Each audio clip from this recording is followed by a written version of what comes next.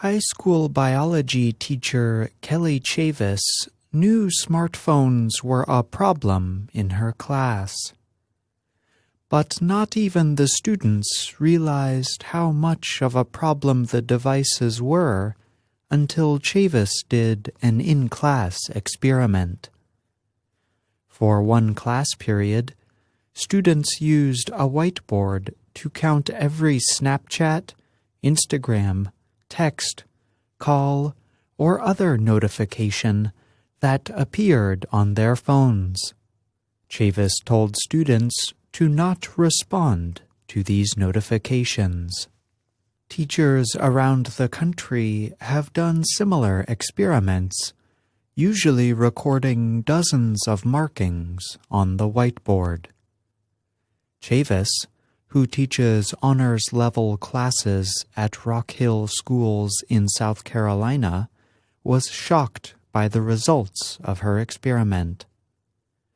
One girl, just during the 1 hour, got close to 150 Snapchat notifications. 150, she said.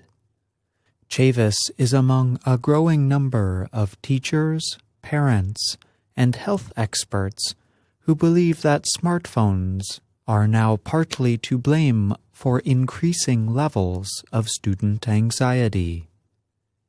The use of electronic devices is so widespread that the National Education Association newsletter said it was a mental health tsunami. Tests, after-school activities, and problems at home can increase stress for students.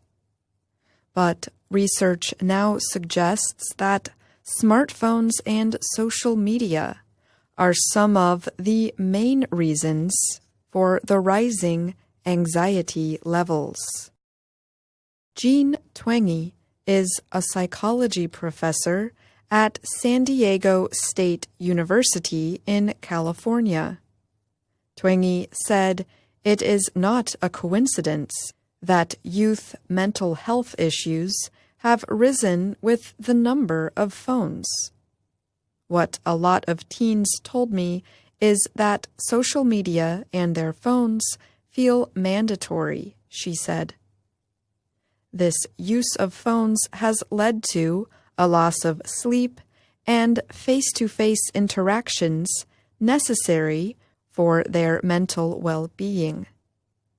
Last year, an editorial in the journal Pediatrics proposed that doctors ask young patients about their social media use as part of routine exams. 3 researchers wrote that too much social media use might contribute to the development of mental health disturbance in at-risk teenagers, such as feelings of isolation, depressive symptoms, and anxiety. Researchers are still not sure whether phones cause student depression or depression causes phone use. Yet 70% of teens see anxiety and depression as major problems among their peers, according to a February Pew Research Center report. Nearly 60% of parents said they worry about the influence of social media on their child's physical and mental health. That number comes from the American Psychological Association's 2017 Stress in America survey. Schools are starting to take steps to deal with the problem. Many public schools pay outside companies to watch students' social media activity for signs of distress. Others invite in yoga teachers and comfort dogs to help calm students. Some schools have organized #Unplugged events, days in which people do not use their electronic devices. Belfast Area High School in Maine had one such event in April. Less than 20% of students and school employees took part, demonstrating the influence that the technology has on their daily lives. Emily Mogavero is a 17-year-old student in Buffalo, New York. I definitely feel stress with online profiles, social media, to keep up, maintain my profiles and stuff, she said. It kind of worries me that I'm on my phone so much. Mogavero said she sometimes puts her phone out of reach or powers it down so she doesn't hear notifications. Some parents are not letting their children get smartphones until they grow up. Western New York yoga teacher Erin Schifferly says her 12-year-old daughter Ava won't get a phone until she is 16 years old. Deirdre Birmingham of Montclair, New Jersey, signed onto a campaign called Wait Until 8th because she didn't think her video game-loving 10-year-old son was ready for a smartphone. The campaign joins groups of parents who have children in the same class. These parents agree to not let their children get phones until they are teenagers or in the 8th grade. Birmingham said she had a feeling that the phone would be difficult for my child to manage. As a grown-up, I find it difficult sometimes to manage. I'm John Russell. And I'm Ashley Thompson.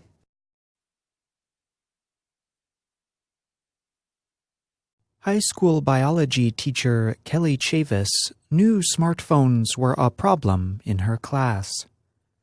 But not even the students realized how much of a problem the devices were until Chavis did an in-class experiment. For one class period, students used a whiteboard to count every Snapchat, Instagram, text, call, or other notification that appeared on their phones.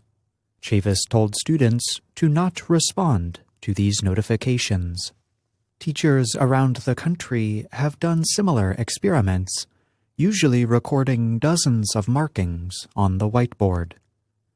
Chavis, who teaches honors-level classes at Rock Hill Schools in South Carolina, was shocked by the results of her experiment. One girl, just during the 1 hour, got close to 150 Snapchat notifications. 150, she said.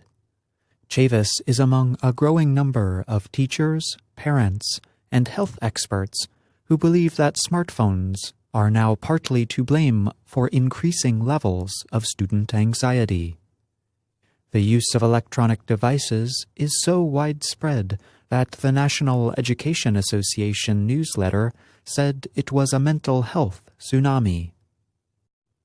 Tests, after-school activities, and problems at home can increase stress for students. But research now suggests that smartphones and social media are some of the main reasons for the rising anxiety levels. Jean Twenge is a psychology professor at San Diego State University in California. Twenge said it is not a coincidence that youth mental health issues have risen with the number of phones. What a lot of teens told me is that social media and their phones feel mandatory, she said. This use of phones has led to a loss of sleep and face-to-face interactions necessary for their mental well-being. Last year, an editorial in the journal Pediatrics proposed that doctors ask young patients about their social media use as part of routine exams. 3 researchers wrote that too much social media use might contribute to the development of mental health disturbance in at-risk teenagers, such as feelings of isolation, depressive symptoms, and anxiety.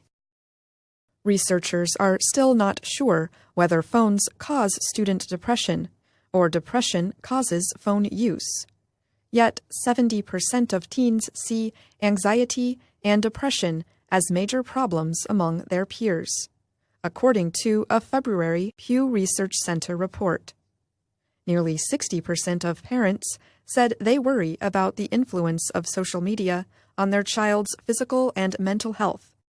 That number comes from the American Psychological Association's 2017 Stress in America survey. Schools are starting to take steps to deal with the problem. Many public schools pay outside companies to watch students' social media activity for signs of distress.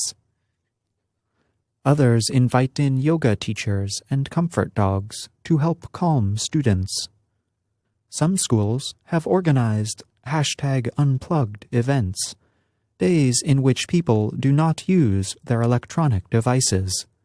Belfast Area High School in Maine had one such event in April. Less than 20% of students and school employees took part, demonstrating the influence that the technology has on their daily lives. Emily Mogavero is a 17-year-old student in Buffalo, New York. I definitely feel stress with online profiles, social media, to keep up, maintain my profiles and stuff, she said. It kind of worries me that I'm on my phone so much. Mogavero said she sometimes puts her phone out of reach or powers it down so she doesn't hear notifications. Some parents are not letting their children get smartphones until they grow up. Western New York yoga teacher Erin Schifferly says her 12-year-old daughter Ava won't get a phone until she is 16 years old. Deirdre Birmingham of Montclair, New Jersey, signed onto a campaign called Wait Until 8th because she didn't think her video game-loving 10-year-old son was ready for a smartphone. The campaign joins groups of parents who have children in the same class. These parents agree to not let their children get phones until they are teenagers or in the 8th grade. Birmingham said she had a feeling that the phone would be difficult for my child to manage. As a grown-up, I find it difficult sometimes to manage. I'm John Russell. And I'm Ashley Thompson.